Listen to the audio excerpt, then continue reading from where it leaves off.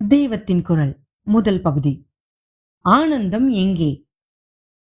நமக்கு எண்ணி முடியாத ஆசைகள் இருக்கின்றன. ஆனாலும் என்றோ ஒரு நாள் நாம் ஆசைப்படும் வஸ்துக்கள் நம்மை விட்டு பிரிவது அல்லது நாம் அவற்றை விட்டு பிரிவது சர்வ நிச்சயம். சாவின் மூலம் இந்த பிரிவு ஏற்படாமல் அதற்கு முந்தி நாம ஆசைகளை ராஜினாமா செய்துவிட்டால் அத்தனைக்கு அத்தனை ஆனந்தமாக இருக்கலாம். நமக்கு எத்தனை ஆசைகள் இருக்கின்றனவோ அத்தனை முளைகளை துக்கத்துக்கு அடித்துக்கொண்டு நம்மை கட்டி போட்டுக் கொள்கிறோம். ஆசைகளை குறைக்க குறைக்க துக்கஹேதுவும் குறையும்.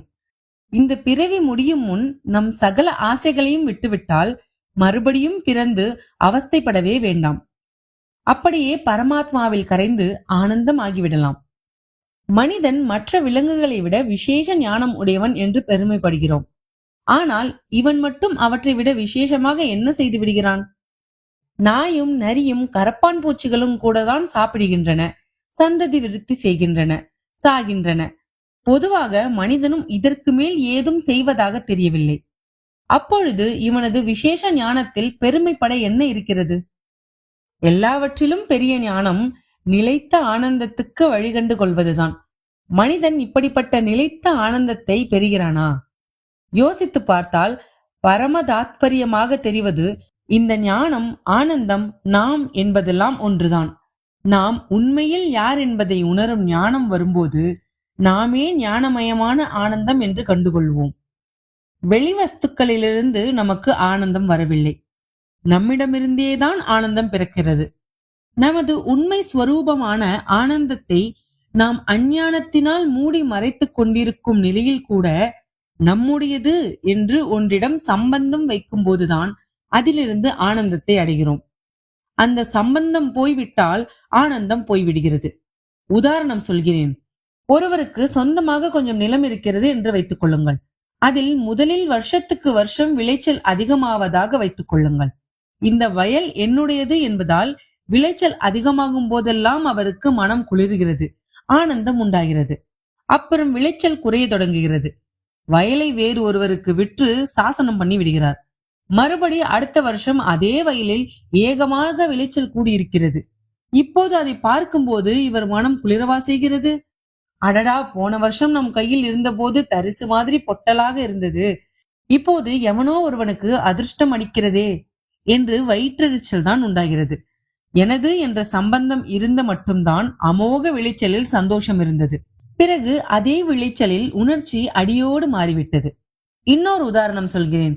என்னிடம் பல பெற்றோர்கள் குழந்தைகளை அழைத்து வந்து அவற்றுக்கு சித்த பிரம்மை இருக்கிறது, அது நிவர்த்தியாக வேண்டும் என்று கேட்டுக்கொள்வதை பார்த்திருப்பீர்கள். இதற்கு நேர்மாறாக ஒரு தகப்பனார் நடந்து கொண்டார். அவர் இரண்டாவது கல்யாணம் செய்து கொண்டவர். இளையாளுக்கு மூத்தாள் பிள்ளையோடு ஒத்து வரவில்லை. ஏக சண்டை போட்டு குடும்பம் பிரிந்தது. இவர் இளையாள் தரப்பிலேயே இருந்தார். பிள்ளையை கைவிட்டு விட்டார். அவர் ஒரு நாள் என்னிடம் வந்து, மூத்தாள் பிள்ளை இளையாளுக்கு பிள்ளை சூனியம் வைத்தான், நல்ல வேளையாக அது அவனையே திருப்பி எடுத்து விட்டது என்றார். எல்லா தகப்பனார்களும் பிள்ளைக்கு சித்தப்பிரமை ஏற்படும் போது கவலைப்படுகிறார்கள் என்றால், இவரோ அதிலேயே சந்தோஷப்படுகிறார். ஏன்? இவருக்கு அவனிடம் நம்முடையவன் என்ற சம்பந்தம் போய்விட்டது.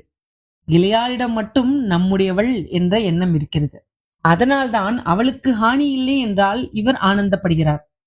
மாயைக்கு ஆளான நான் என்பதன் சம்பந்தத்துக்கே இத்தனை ஆனந்தம் இருக்கிறது என்றால், எதிலும் சம்பந்தப்படாமல் பூரண ஞானமாக இருக்கின்ற அந்த வெறும் நான் எத்தனை ஆனந்தமாக இருக்கும்?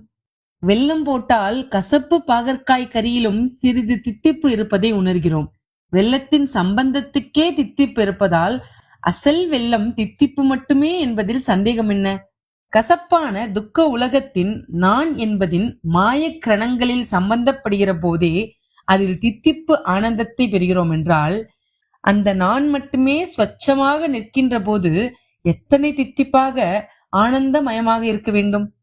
சிறிய பொத்தல்கள் கொண்ட ஒரு சட்டியால் ஒரு தீபத்தை மூடி வைத்தால் துவாரங்கள் வழியாக மெல்லிய ஒளி கிரணங்கள் வெளிவரும். மாயையால் மூடப்பட்ட ஆத்ம தீபத்திலும் இந்திரிய துவாரங்கள் வழியாக கொஞ்சம் கொஞ்சம் ஆனந்த ஒளியை பார்க்கிறோம். மாய சட்டியை உடைத்து விட்டால் ஆனந்த ஜோதிர்மயமாகவே ஆகிவிடலாம். துவாரங்களின் அளவை பொறுத்து பலவேறு அளவுகளில் ஒளி வெளிவந்தாலும் உள்ளிருப்பது ஏகஜோதிதான். நாம் மாய சட்டியை உடைத்துவிட்டால் உலகத்தில் பார்க்கும் வித்தியாசங்கள் எல்லாம் மறைந்து எல்லாம் ஒன்றான ஆனந்த ரூபமாகவே தெரியும். மாயை எப்படி உடைப்பதென்றால் ஆசைகளை அடக்குவதுதான் வழி. மனம் இருக்கும் வரை ஆசைகள் இருக்கத்தான் செய்யும். அதனால் மனத்தை அடக்கிவிட வேண்டும். மனம் அடங்கிவிட்டால் மரண நிலையில் இருப்பது போல் ஒரு சக்தியும் இன்றி ஜடம் மாதிரி ஆவோம் என்று எண்ணக்கூடாது. மாறாக இதுதான் சகல சக்திகளுக்கும் ஆதாரமான நிலை.